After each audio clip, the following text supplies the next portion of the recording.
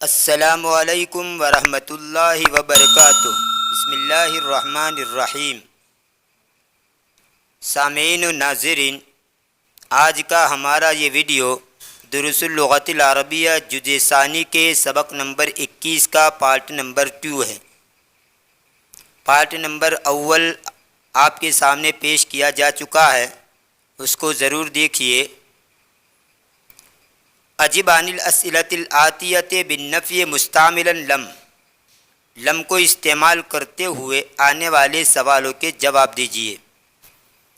ادرست اللغۃ العربیۃ فی بلدک، کیا تو نے تیرے شہر میں عربی زبان پڑھی؟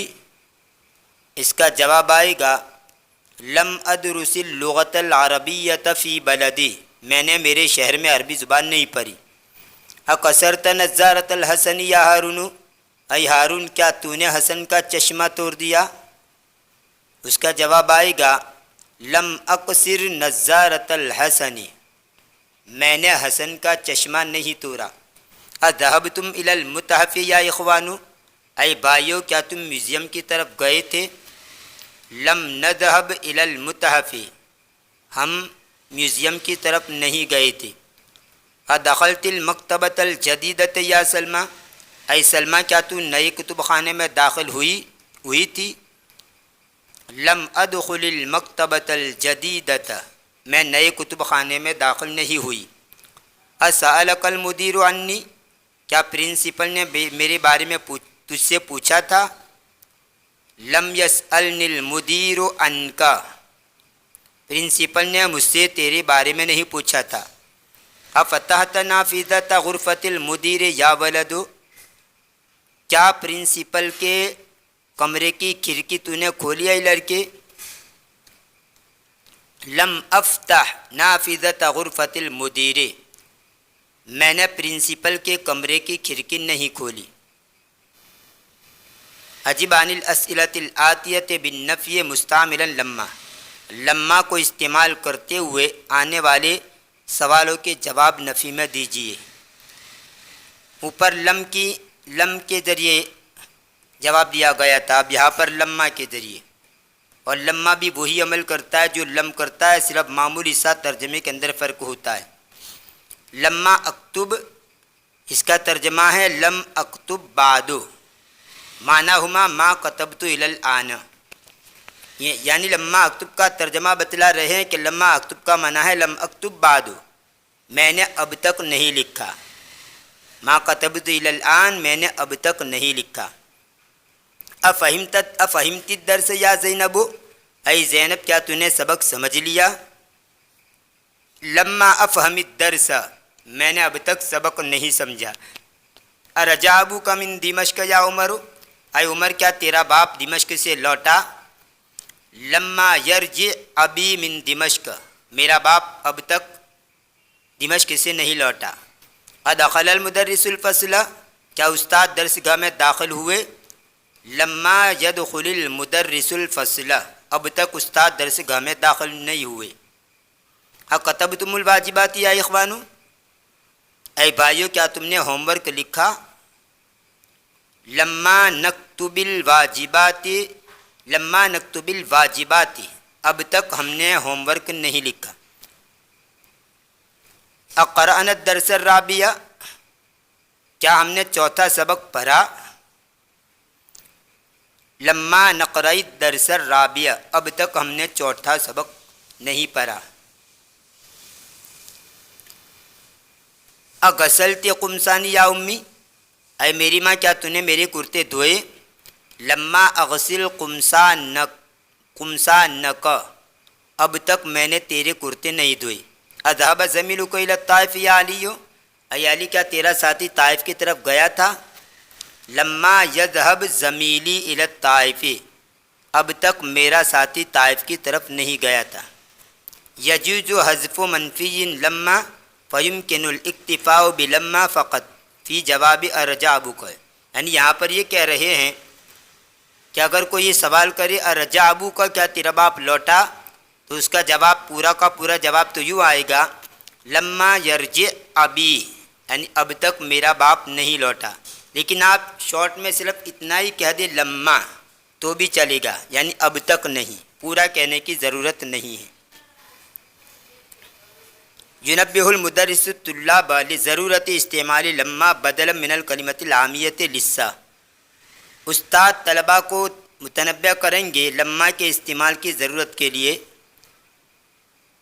عام لفظ، عامیانہ لفظ لسا کو بدلے میں، یعنی طلباء کو کہا جائے گا کہ لسا جس کا ترجمہ بھی ہوتا ہے لما جیسا، لیکن وہ ایک عامیانہ لفظ ہے، اس کے بجائے لما کو استعمال کیا جائے، اس پر استاد طلباء کو متنبہ کریں گے۔ فیقولون، پس وہ کہیں گے فی جواب اکتبتم الواجبہ، کیا تم نے گھر کام لکھا، ہوم ورک لکھا؟ تو طلباء یہ کہیں گے لما، اب تک نہیں۔ وفی جواب ارن الجرس، کیا گھنٹی بج گئی؟ تو طالب علم جواب دے گا لما، اب تک نہیں۔ تو لما استعمال کریں گے، لسا نہیں کریں گے۔ تأمل علامات اعراب المضارع المجزوم، مضارع مجزوم کے اعراب کی علامتوں کو سوچیے، یعنی علامت رفع کون ہے مضارع میں مرفوع میں، اور علامت جزم کون ہے مضارع مجزوم میں۔ تو یہاں پر دیکھیے گردان تو میں نے آپ کے سامنے مضارع مجزوم کی پیش کر دی۔ ہوا یذهب، وہ جاتا ہے یا جائے گا،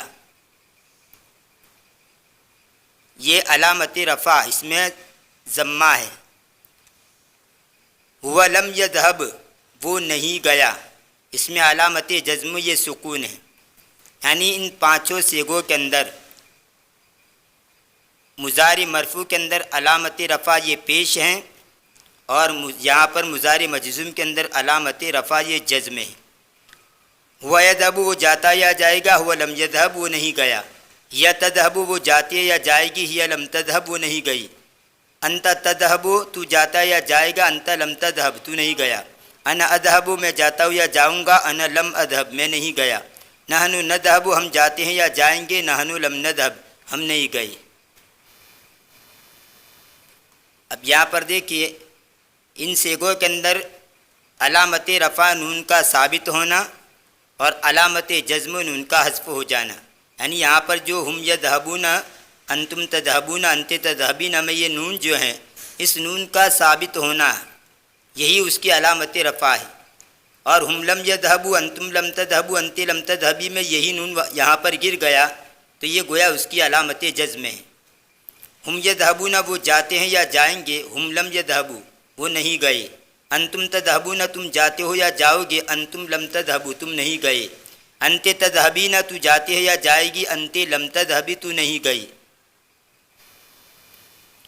الفعل مبنی علی السکون، یہ فعل سکون پر مبنی ہے، یعنی جمع مؤنث کے جو صیغے ہیں، جمع مؤنث غائب اور جمع مؤنث حاضر، یہ مبنی ہے۔ ہن یذهبن، وہ جاتی ہیں یا جائیں گی، ہن لم یذهبن، وہ نہیں گئی۔ انتن تذهبن، تم جاتی ہو یا جاؤ گی، انتن لم تذهبن، تم نہیں گئی۔ یہاں پر دیکھیے مضارع مرفوع کے اندر جیسا صیغہ تھا ویسا ہی صیغہ مضارع مجزوم کے اندر بھی رہا، اور اسی کو کہا جاتا ہے مبنی، کہ اس میں کوئی صیغے کے اندر چینجنگ نہیں ہوا۔ اور اس سے پہلے میں بتلا چکا ہوں کہ مبنی اسی کو کہا جاتا ہے کہ جس کے اندر چینجنگ نہ ہو، ایک ہی حالت پر رہی ہر حالت میں۔ جیسے میں نے فارسی کے اندر شعر بھی پڑھا تھا، موربا باشد کے گردد بار بار، مبنیاں باشد کے ماند برقرار۔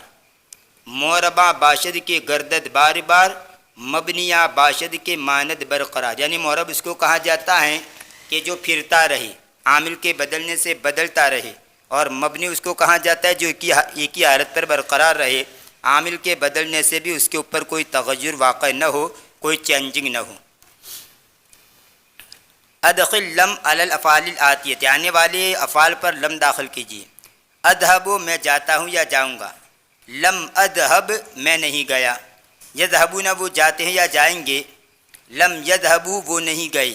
یذهبن، وہ جاتی ہے یا جائیں گی۔ لم یذهبن، وہ نہیں گئی۔ تذهبین، تو جاتی ہے یا جائے گی۔ لم تذهبی، تو نہیں گئی۔ تذهب، اس کے دو ترجمے ہوں گے، وہ جاتی ہیں یا جائے گی اگر غائب کا صیغہ ہو، اور تذهب ایک واحد مذکر حاضر کا بھی صیغہ ہے، تو جاتا ہے یا جائے گا۔ تو اگر واحد مؤنث غائب کا صیغہ مراد لیں تو ترجمہ الگ ہوگا، واحد مذکر حاضر کا صیغہ مراد لیں تو ترجمہ الگ ہوگا۔ اگر واحد مؤنث غائب کا صیغہ مراد لیں گے تب بھی لم تذهب، اور واحد مؤنث کا صیغہ مراد لے یا واحد مذکر حاضر کا، دونوں صورتوں کے اندر لم تذهبی آئے گا، ترجمے کے اندر فرق رہے گا۔ لم تذهب اس کا ترجمہ ایک تو یہ ہوگا کہ نہیں گئی وہ ایک عورت، اور دوسرا ترجمہ یہ ہوگا کہ نہیں گیا تو ایک مرد۔ تذهبون جاتے ہو یا جاؤ گے تم سب مرد، لم تذهبوا نہیں گئی تم سب مرد۔ نذهب جاتے ہیں یا جائیں گے ہم دو مرد یا دو عورتیں یا سب مرد یا سب عورتیں۔ لم نذهب نہیں گئی ہم دو مرد یا دو عورتیں یا سب مرد یا سب عورتیں۔ تذهبن جاتے ہو یا جاؤ گی تم سب عورتیں۔ لم تذهبن نہیں گئی تم سب عورتیں۔ یذهب جاتا یا جائے گا وہ ایک مرد، لم یذهب نہیں گیا وہ ایک مرد۔ اکمل الجمل الآتیہ بوضع افعال مناسبۃ فی الاماکن الخالیہ، خالی جگہوں میں مناسب فعل کو رکھ کر آنے والے جملوں کو پر کیجیے۔ جیسے پہلے نمبر پر ہے علم اور اس کے بعد خالی جگہ ہے اور پھر اللغۃ العربیۃ فی بلدک یا ہے، تو یہاں خالی جگہ کے اندر کیا آئے گا اس کے بارے میں کہہ رہا ہے، تو یہاں خالی جگہ میں آئے گا علم تدرس اللغۃ العربیۃ فی بلدک یا اخی، اے میرے بھائی کیا تو نے تیرے شہر میں عربی زبان نہیں پڑھی؟ من کسر هذه المراۃ یا علی، اے علی یہ آئینہ کس نے توڑا؟ لا ادری میں نہیں جانتا ہوں۔ اب آگے خالی جگہ میں آئے گا اقصر، انا لم اقصرها میں نے اس کو نہیں توڑا۔ اخرج الطلاب من الفصل یا حامد، اے حامد کیا طلبہ درس گاہ سے نکلے؟ لا نہیں، لم یخرجوا وہ نہیں نکلے۔ قالت المدرسۃ للمدیرۃ ان هؤلاء الطالبات لم یکتبن الواجبات، استانی نے محتممہ سے کہا کہ ان طالبات نے ہوم ورک نہیں لکھے۔ نحن لم نذهب الى حدیقۃ الحیوانات امسی، ہم گزشتہ کل چڑیا گھر کی طرف نہیں گئے تھے۔ کنست اختی غرفتها ولم تکنس غرفتی، میری بہن نے اس کے کمرے کو جھاڑو دیا اور میرے کمرے کو جھاڑو نہیں دیا۔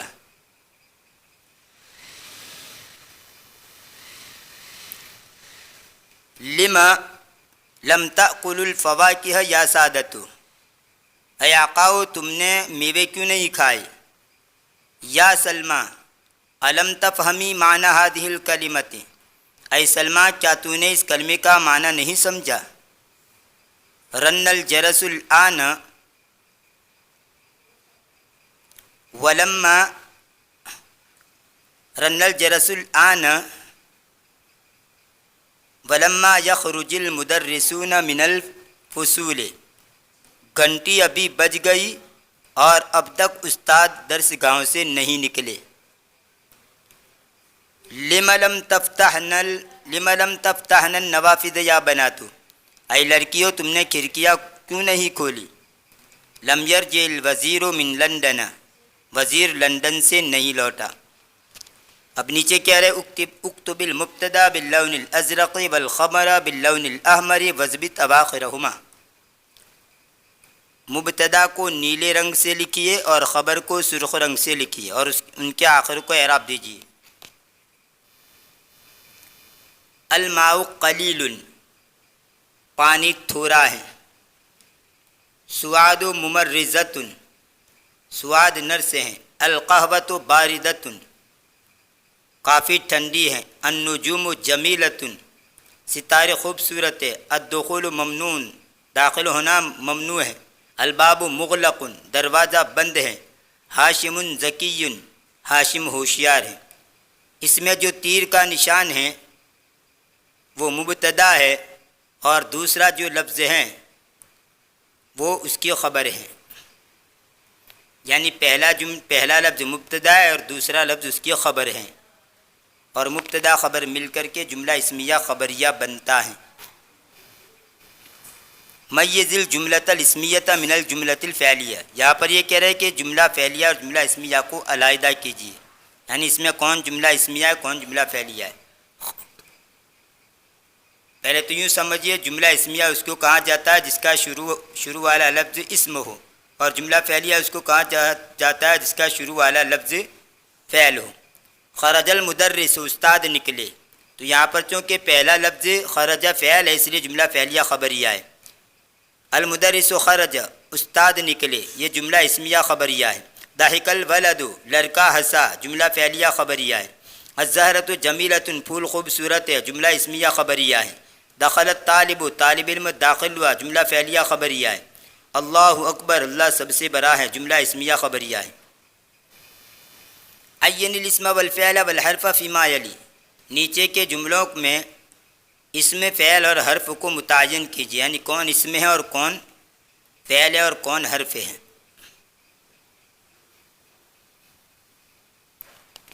اس میں جو ریڈ کلر والا لفظ ہیں وہ اسم ہیں، اور گرین کلر والا جو اسم ہے لفظ ہیں وہ فعل ہیں، اور اس کے علاوہ جو بچہ وہ حرف ہیں۔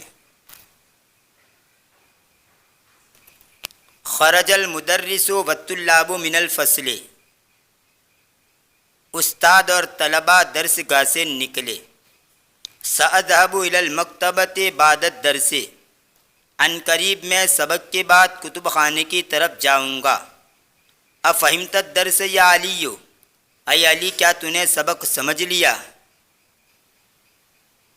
نعم فہمت، ہاں میں نے سمجھ لیا۔ لا تکتب بالقلم الاحمر، سرخ قلم سے مت لکھ۔ لم اغسل المنادیل بالصابون، صابن کے ذریعے رومالوں کو صابن کے ذریعے دھویا۔ لن اذهب الى بلدی فی عطلۃ الصیف، ہرگز میں موسم گرما کی چھٹی میں میرے شہر نہیں جاؤں گا۔ هو یبحث عن المفتاح، وہ چابی کو تلاش کرتا ہے۔ ما عندی قلم ولا کتاب، میرے پاس نہ قلم ہے نہ کتاب ہے۔ انا طالب، میں طالب علم ہوں۔ اللائی، اس کو اللاتی بھی کہہ سکتے ہیں، اللائی دونوں برابر ہیں۔ الطالبات اللاتی، اس کی جگہ پر الطالبات اللائی بھی کہہ سکتے ہیں۔ الطالبات اللاتی خرجنا من الفصل الآن من الفلپین، وہ طالبات جو ابھی درسگاہ سے نکلی وہ فلپائن کی ہیں۔ تأمل ما یلی، نیچے کا سوچی۔ حامد قال، حامد نے کہا۔ حامد قام، حامد کھڑا ہوا۔ حامد زار، حامد نے ملاقات کی۔ انت قلت، تو نے کہا۔ انت قمت، تو کھڑا ہوا۔ انت زرت، تو نے ملاقات کی۔ انا قلت، میں نے کہا۔ انا قمت، میں کھڑا ہوا۔ انا زرت، میں نے ملاقات کی۔ نحن قلنا، ہم نے کہا۔ نحن قمنا، ہم کھڑے ہوئے۔ نحن زرنا، ہم نے ملاقات کی۔ یہ اجوف واوی کی مثالیں ہیں۔ یہ فعل جو ہیں وہ اجوف واوی ہیں، اور صرف تین فعل دیے گئے، قال، قام اور زار۔ سبق نمبر 27 کے اندر مستقل طور پر اجوفی واوی اور اجوفی یائی کا بیان آ رہا ہے۔ یہاں پر تو صرف مختصر طور پر قال، قام اور زار کو پیش کیا گیا ہے۔ الکلمات الجدیدۃ، نئی کلمات۔ استقبال کرنا۔ رئیس جمع رؤسا، سردار چودھری۔ فرق جمع فروق، فرق۔ مثال جمع امثلۃ، مثال۔ محلن، اس کا معنی ہوتا ہے ٹھہر جائیے۔ قسم، ٹائپس، پرکار، جمع اقسام۔ الضمۃ پیش، الفتحۃ زبر، الکسرۃ کسرہ زیر۔ حضر یحضر حضورا، حاضر ہونا۔ استرح، یہ استراحہ یستریح استراحتاً سے امر کا صیغہ ہے، اور اس کا جمع کا صیغہ استریحوا، آرام کیجیے۔ اتا یاتی اتیانا، آنا۔